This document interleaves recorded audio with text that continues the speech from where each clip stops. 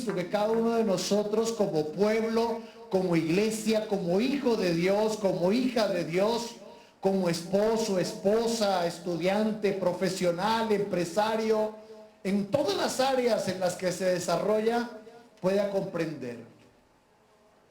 Y es que la vida cristiana comienza cuando aceptamos de una manera personal a Jesucristo como nuestro Señor y Salvador. Ahí empieza la vida cristiana. Hay gente que cree que ser cristiano es ir a una iglesia, o que ser cristiano es simplemente creer en Dios. Y aunque es bueno que creas en Dios, aunque es bueno que vengas a la iglesia, dele ese codacito al que tiene al lado y dígale, es bueno que siempre vengas a la iglesia. Es una bendición. Muévalo otra vez otro poquito porque creo que necesita recibir esa revelación. Dígale, siempre es bueno que vengas a la iglesia. Porque venir a la iglesia muestra tu fidelidad a Dios. Muestra que quieres ser fiel a Él. Muestra que quieres caminar con Él todos los días. Y por eso es bueno que nosotros vengamos a la iglesia. Pero la vida cristiana empieza cuando tenemos una experiencia personal con Jesucristo. Y es una experiencia no de los sentidos, no una experiencia de las emociones, sino lo que Jesús llamó en el Evangelio de Juan, capítulo 3, nacer de nuevo. Esa es la experiencia que necesitamos con el Señor. Y estamos hablando y vamos a hablar de un tema que hemos denominado ¿qué debemos hacer? La semana pasada empezamos hablando acerca de la importancia de velar y de orar para no entrar en tentación. Y hoy vamos a terminar ese tema allí. Y les decía que hay quienes cuando se encuentran y se acercan al libro de Apocalipsis, descubren en el capítulo 2 y capítulo 3 el mensaje de parte del Señor a las 7 iglesias de Asia Menor, en lo que actualmente es Turquía. Y ese mensaje a esas iglesias son mensajes muy específicos. Pero hay quienes se encuentran en esos 2 capítulos de la Biblia, en esas 7 iglesias, encuentran el futuro profético de la iglesia. Y entonces la primera iglesia, la iglesia de Éfeso, y luego se va desarrollando allí poco a poco hasta que llega esta última iglesia. Apocalipsis capítulo 3, verso 15. La iglesia de Laodicea. Y dice allí, escribe al ángel de la iglesia en Laodicea, el amén, el testigo fiel y verdadero, el principio de la creación de Dios, dice esto: yo conozco tus obras, que ni eres frío ni caliente. Ojalá fueras frío o caliente. Pero por cuanto eres tibio y no frío ni caliente, te vomitaré de mi boca. Tú dices, yo soy rico, me he enriquecido y de nada tengo necesidad. Pero no sabes que eres un desventurado, miserable, pobre, ciego y estás desnudo. Por tanto, dice el Señor, yo te aconsejo que compres de mí oro refinado en el fuego, para que seas rico, y vestiduras blancas para vestirte, para que no se descubra tu desnudez. Y unge tus ojos con colirio, para que veas. Yo reprendo y castigo a todos los que amo. Sé pues celoso y arrepiéntete. Dice el Señor, he aquí, yo estoy a la puerta y llamo. Si alguno oye mi voz y abre la puerta, entraré a él, cenaré con él y él conmigo. Al que venciere le concederé que se siente conmigo en mi trono, así como yo he vencido y me he sentado con mi Padre en su trono. El que tiene oído, oiga, ¿quiénes tienen oídos aquí? El que tiene oído, oiga lo que el Espíritu dice a las iglesias. Cuando nosotros nos encontramos con este pasaje de la Biblia, es un pasaje sumamente que nos confronta. Nos confronta en gran medida. Y lo que significa este pasaje es que esta iglesia eran personas que les gustaban las cosas de Dios, se agradaban de las cosas de Dios, pero no habían aceptado a Jesucristo en su corazón. Por eso hay quienes lo llaman la iglesia mundana. Porque estaba llena de hombres y mujeres naturales, que no habían nacido espiritualmente. Y no habían nacido espiritualmente, dice el pasaje, por lo que hemos estado hablando en las semanas anteriores. Porque en la actualidad hay personas que están siendo presas de las armas y del mensaje y de las convicciones que el enemigo está poniendo en el mundo. El humanismo, el hedonismo y el materialismo. El humanismo, el amor y el apego a la humanidad y a los deseos propios de la humanidad. Ego, orgullo, arrogancia, llenos de argumentos. Materialismo, amor al dinero, esclavos del dinero, esclavos del trabajo, del tener. Y el hedonismo, esclavos del placer, traducido en el pecado. Y estaban ahí en la iglesia. ¿Y dónde estaba el Señor en esa iglesia? ¿Dónde estaba? Estaba afuera. Estaba afuera el Señor. Fíjense, la iglesia estaba aquí y el Señor ¿dónde estaba? Estaba afuera. Pero cuando nosotros nos referimos a iglesia, no nos estamos refiriendo a una congregación. Nos estamos refiriendo a la vida personal y espiritual. Porque usted es la iglesia. Dígale que tiene al lado eso. Dígale, tú eres la iglesia. La iglesia no son 4 paredes, no son unos instrumentos, es tu vida personal, es tu relación personal con el Señor. Y la Biblia nos enseña en este pasaje que ese grupo de hombres y mujeres no tenían una relación personal con Jesucristo. Se dice, según estudios que se hacen alrededor de este pasaje, que solo el 5% de esa congregación eran verdaderos cristianos.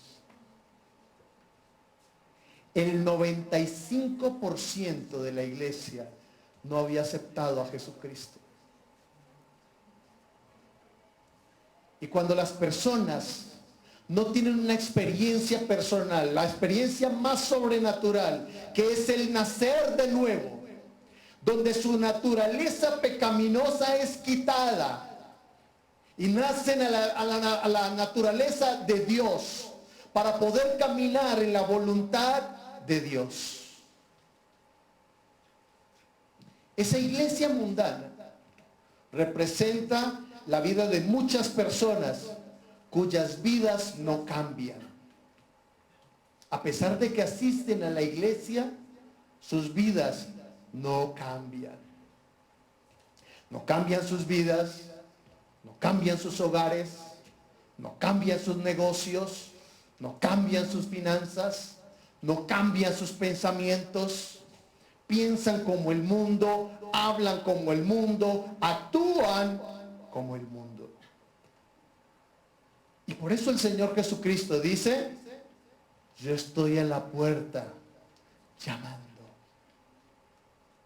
Dice, si alguno por allá oye mi voz y decide abrir la puerta, dice el Señor, entonces yo entraré. Es un pasaje tremendo. Porque cuando el Señor Jesucristo venga, y estamos hablando de los últimos tiempos, porque estamos hablando de que el Señor Jesucristo viene por su iglesia. Pero cuando hablamos de que el Señor viene por su iglesia, no quiere decir que el Señor tiene un listado allá celestial, como el que reposa en el ministerio del interior, donde están los nombres de las iglesias legalmente constituidas. No. Significa que el Señor, de todas las congregaciones o comunidades, hay un grupo de hombres y mujeres que realmente le aman, que realmente le buscan, que realmente han tenido una experiencia personal con Jesucristo. Y eso es lo que el Señor dice, estos son míos. Por eso dicen que cuando nosotros nos presentemos delante de Dios, nos vamos a llevar 3 grandes sorpresas. La primera de ellas, personas que jamás creíste que estarían, allá las vas a encontrar. Cuando usted la vea, le va a decir, Señor, ¿y este por qué está aquí? ¿Y usted por qué está aquí, hermano? Dice, no, en el último momento de mi vida, yo me arrepentí de mis pecados, acepté a Jesucristo y por eso estoy aquí. Esa es la primera sorpresa. Gente que creíste que no encontrarías, allá van a estar. La segunda gran sorpresa, y es que nos vamos a encontrar con los hombres y las mujeres de la Biblia. Y entonces usted va a poder sentarse con David y preguntarle si Betsabé era bonita. No, mentira, usted no le va a preguntar. Ese tema no se lo toque a David. Pero usted va a hablar con David y le va a decir, y él le va a contar cuál fue la experiencia cuando enfrentó al gigante, y a Abraham, y a Moisés con la zarza ardiente, y usted va a ser partícipe de aquellos hombres que vieron la gloria de Dios. Y la tercera sorpresa, y la más dura de todas ellas, es que personas que creíamos que tenían su lugar asegurado allí, tal vez no las vamos a encontrar. Señor, pero fulano de tal, si él era fiel, yo veía que él levantaba las manos y oraba. Y entonces el Señor dirá, ese de labios me honraba, pero su corazón estaba lejos de mí. Dígale al que tiene al lado, por favor, dígale, gracias a Dios usted no es de esos.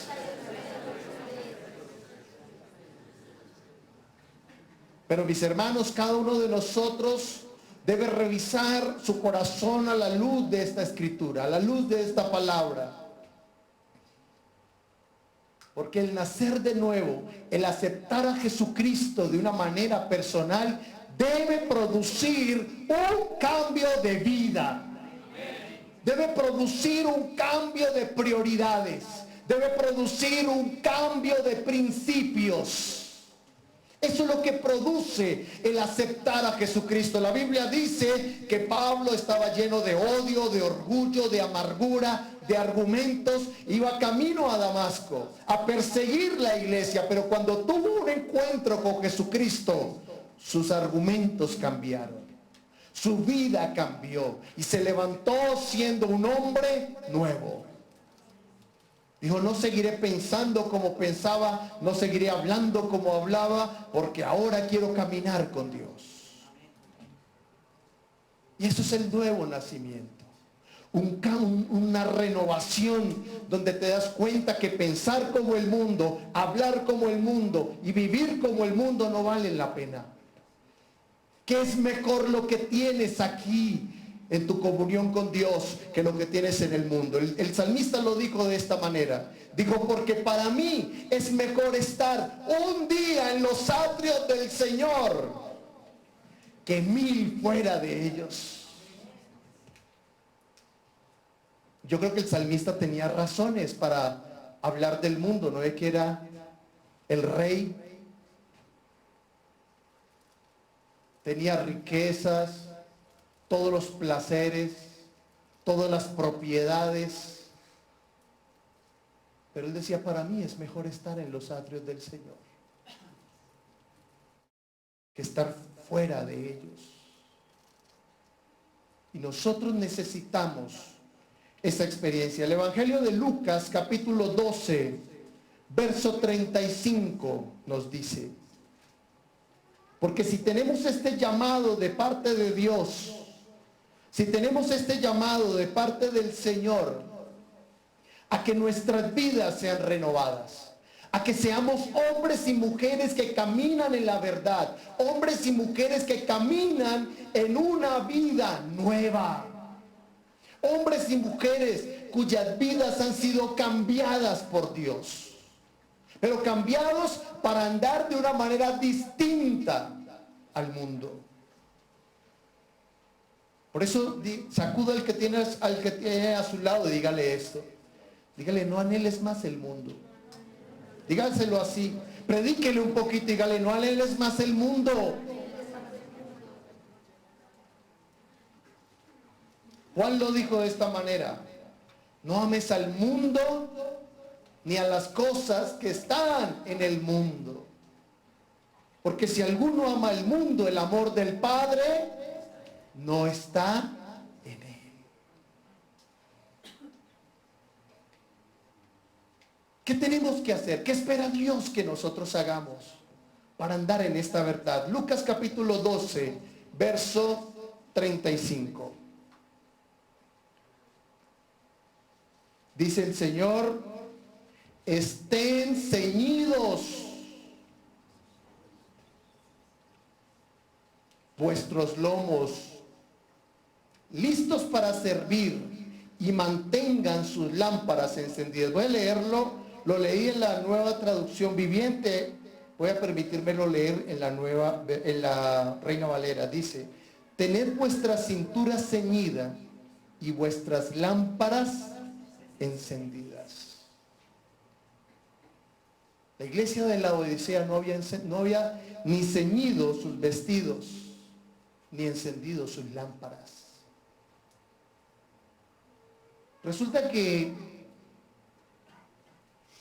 ceñir los lomos significaba, en los tiempos bíblicos, la gente andaba con una especie de batas, ¿no? Hombres y mujeres con unas batas. Y lo único que ajustaba a ese vestido de ellos era un cinturón. Ahora bien, piense usted cómo sería correr si ese cinturón si ese vestido estuviera suelto. Usted se tropezaría. No podría caminar bien. Entonces lo que hacía el cinturón, ¿qué era? Era levantarle un poco el vestido y ajustárselo para que usted pudiera caminar libremente. Y si había que corriera. Eso significa cuando el Señor le dice: ciñe tus lomos. Significaba que debía ajustarse el vestido, porque llegaba la hora de correr, de tomar acción. La única manera que la gente no debía ceñirse los vestidos, sino por el contrario, quitarse el ciño, quitarse el cinto, era para dormir. Cuando el Señor dice: quiero que ustedes se ciñan, quiero que leamos Efesios capítulo 6, verso 14. Efesios 6, 14 dice allí: estad pues firmes, ceñidos vuestros lomos con la verdad y vestidos con la coraza de justicia. Ceñir los lomos significaba ajustarse. Hoy en día usamos los hombres esta expresión: amarrarse los pantalones. ¿Alguien alguna vez ha salido a la calle sin correa? Que esté habituado a usar correa y alguna vez haya salido sin correa a la calle. ¿Y cuál es la experiencia que usted tiene, que uno tiene? Que se le están cayendo los pantalones y entonces cada rato le toca subirse los pantalones. Por eso nuestra sociedad en la actualidad a los jóvenes no les está enseñando a amarrarse los pantalones, sino a mostrar los pantaloncillos. Pero no hay cosa más molesta para mí que eso. Terrible. La moda de Cantinflas. Pero así como sucede en lo físico, sucede en lo espiritual. Hay gente cuyos pensamientos no son hacia el compromiso con Dios. Personas, hombres, mujeres, jóvenes, que están tomando la vida cristiana de una manera muy liviana, de una manera muy tibia. Por eso el Señor, que le dijo a la iglesia de la Odisea: yo conozco tus obras y sé y me he dado cuenta que ni eres frío ni caliente, sino que eres tibio. Y el tibio es la persona que no ha asumido un compromiso con Dios. Un poco de mundo y un poco de oración.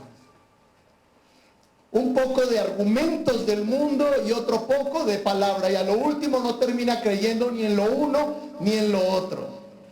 Un día cerca y otro día lejos. Un día entregado y 2 meses desligado. Y entonces el Señor le dice a esa iglesia, le dice: yo te conozco y me he dado cuenta, no eres ni frío ni caliente, y eres tibio. Quieres agradar al mundo y me quieres agradar a mí. Pero dice el Señor: te vomitaré de mi boca. Son unas palabras fuertes, pero son fuertes, y esos resultados se producen básicamente porque hay personas que no han ceñido sus lomos con la palabra. Por eso nosotros venimos a la iglesia, porque en la iglesia, ¿qué hace Dios con nosotros? Te ajusta un poco. Dele un codacito al que tiene al lado y dígale: óigale, como que le están hablando esta mañana. Por eso necesitamos que Dios a veces como que nos ajusta un poco, como que nos apriete las tuercas un poquito el Señor. Porque al Señor le molesta que nos esté viendo, y nosotros, en lugar de estar corriendo, estamos mirando cómo nos mantenemos los pantalones arriba, porque no nos hemos puesto la correa de la verdad. Efesios 6:14 dice: ciñe tus lomos con la verdad. ¿Cuál verdad?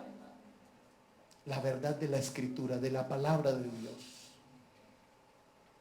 A veces estamos más pegados de las redes sociales, de lo que dice el internet, de lo que dice el Twitter, de lo que dice Facebook, de lo que dice Instagram, que lo que dice la palabra de Dios. Yo soy de la generación que se memorizaba versículos de la Biblia. Pero hoy en día ya como que no nos gusta memorizar versículos. Como que qué versículo tan lindo. Esta mañana, pastor, leí una palabra poderosa. ¿Sí? ¿Qué palabra leíste? No sé, algo como decía... no me acuerdo, pero era una bendición. ¿Sabes por qué no te acuerdas? Porque el diablo ya se te robó la palabra del corazón. Recuerde usted la parábola del sembrador. El sembrador sembraba y el diablo se robaba. Primera de Pedro, capítulo 1, verso 13. Dice así: por tanto, ceñid los lomos de vuestro entendimiento. Ciñe los lomos de tu entendimiento. ¿Sabe qué significa ceñir los lomos del entendimiento? Que si hay ideas raras en tu vida, tienes que empezar a desecharlas. Si hay ideas que están estorbando tu fe, si hay lecturas que están estorbando tu fe, si hay cosas que estás viendo, conversaciones que sostienes, cosas que entran a tus oídos, que estorban tu fe, deséchalas. Ajusta tus pensamientos. Pablo lo dijo de esta manera: las malas conversaciones corrompen las buenas costumbres.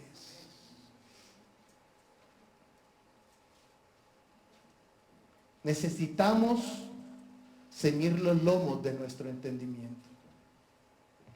Cuando los lomos de nuestro entendimiento se ciñen a la palabra, empiezan a ser ajustados a la palabra, empezamos a darnos cuenta por qué a Dios le duele tanto el pecado. Hay cristianos que todavía pensamos que podemos pecar, rezar y quedamos empatados.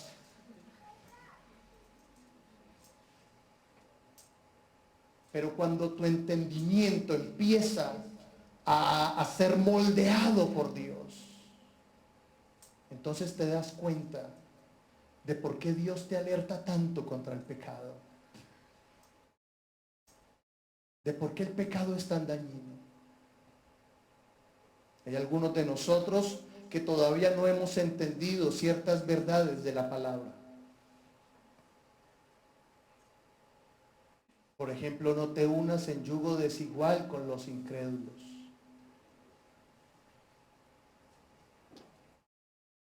Señor, no pasa nada, yo oro por él para que tú le alcances, pero cuando tu entendimiento es ceñido, tus pensamientos son ajustados, cuando permites que Dios te ponga correa a la mente, te das cuenta, descubres lo tremendo de eso.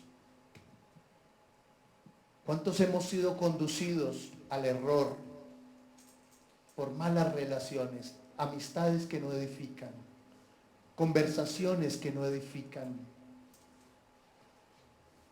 Y para nosotros a veces es más fácil cortar con Dios que cortar con el tropiezo. Esa es la parte donde usted decía amén.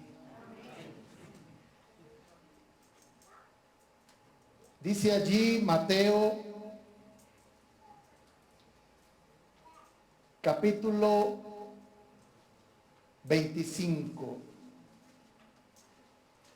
versos 14 al 30. No voy a leerlo todo porque no tenemos mucho tiempo, pero quiero hablar acerca de lo que nos habla esa porción de la Escritura. ¿Qué dice ahí en su título? ¿Qué dice en su Biblia? Parábola de los talentos.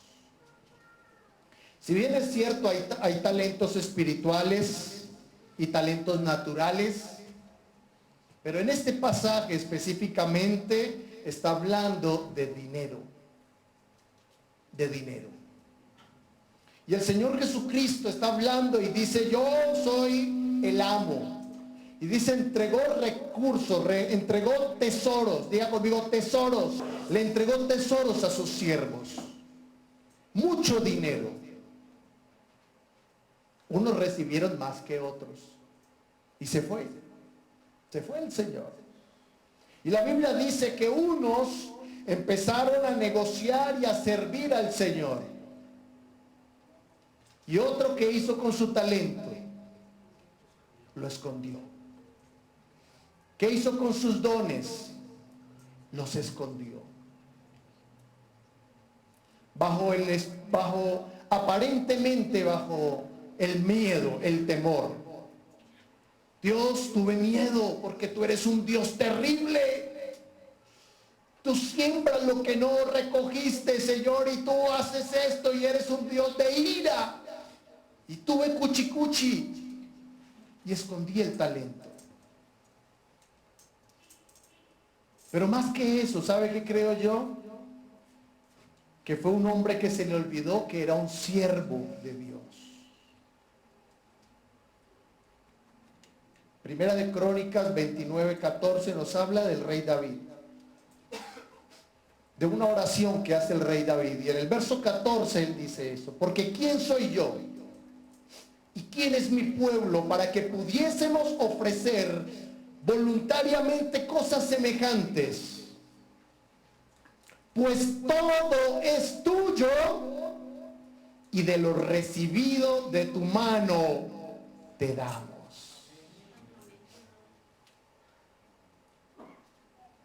Yo creo que ese es el secreto de la bendición de David,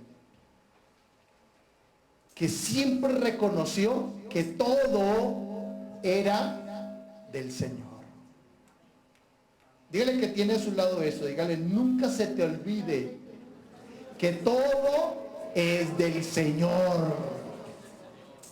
Nosotros decimos: mi casa, mi carro, mi familia, mis hijos. Pero nada es nuestro, todo es del Señor. Y si usted no lo quiere creer de esa manera, ¿qué pasaría si te fueras hoy? ¿Te llevas todo? Todo se queda aquí. Y Dios dice: todo esto que es tuyo, ahora va para aquí, para este ladito. Nosotros no somos dueños de nada. Nosotros somos administradores de las riquezas de Dios. Ahora bien, si eres administrador y Dios te llama hoy a pedir cuentas, ¿qué cuentas le vas a presentar a Él? ¿Cuántos de tus talentos, de tus dones están siendo usados para la gloria de Dios? ¿Cuántos de tus recursos están siendo usados para bendecir personas, ganar personas? ¿Cuánta de la sabiduría que Dios te ha dado está siendo usada para hablarle a personas acerca de la verdad de Dios? Se dice que el ser humano en promedio habla alrededor de 15,000 palabras diarias. Los hombres. Las mujeres nos doblan.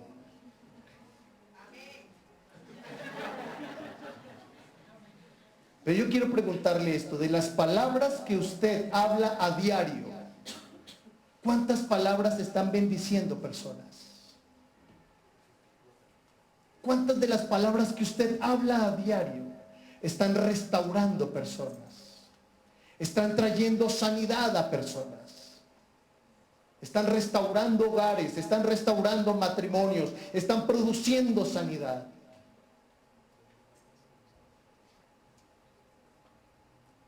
Por eso a veces hay pesadez en nuestra vida espiritual.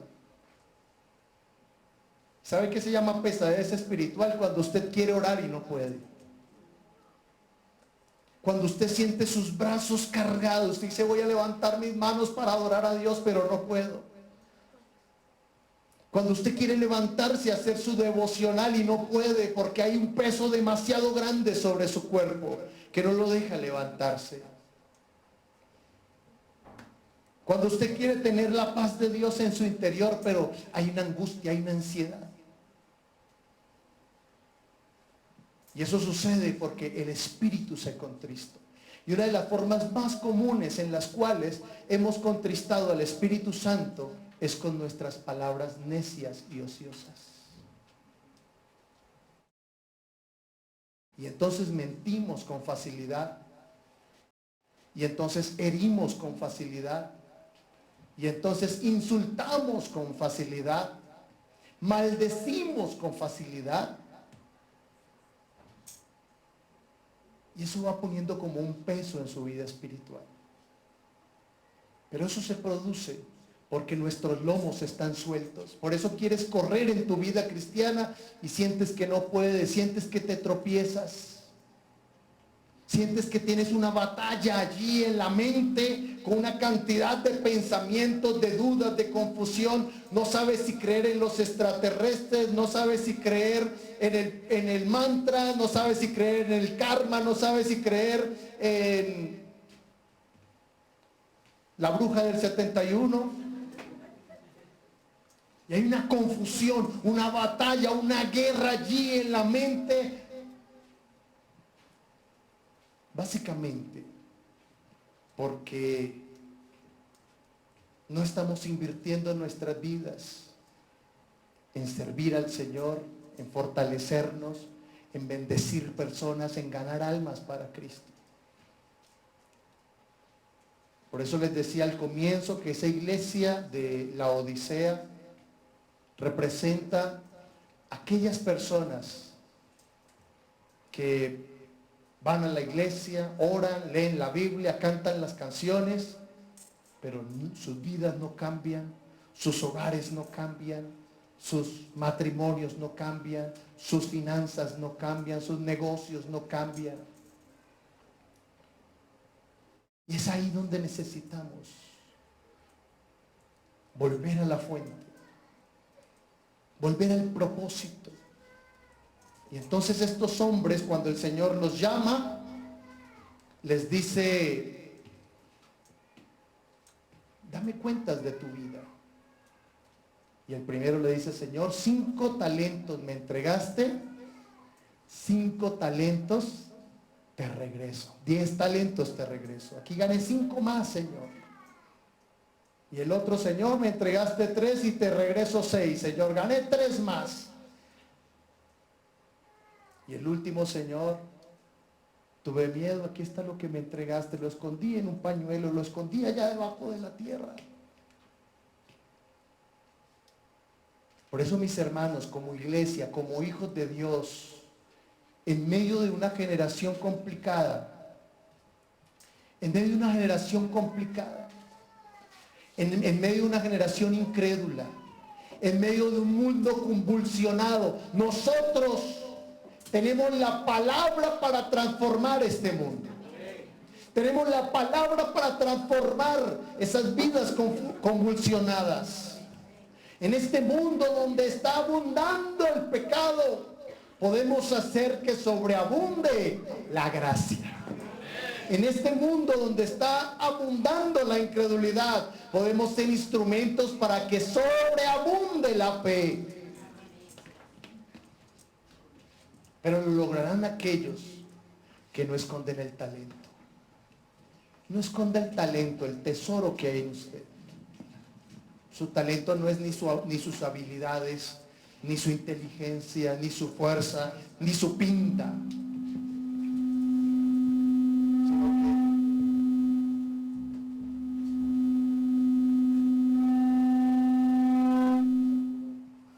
Sino que el talento de nosotros, la riqueza, el tesoro de algunos de nosotros, de todos nosotros, es la presencia de Jesucristo.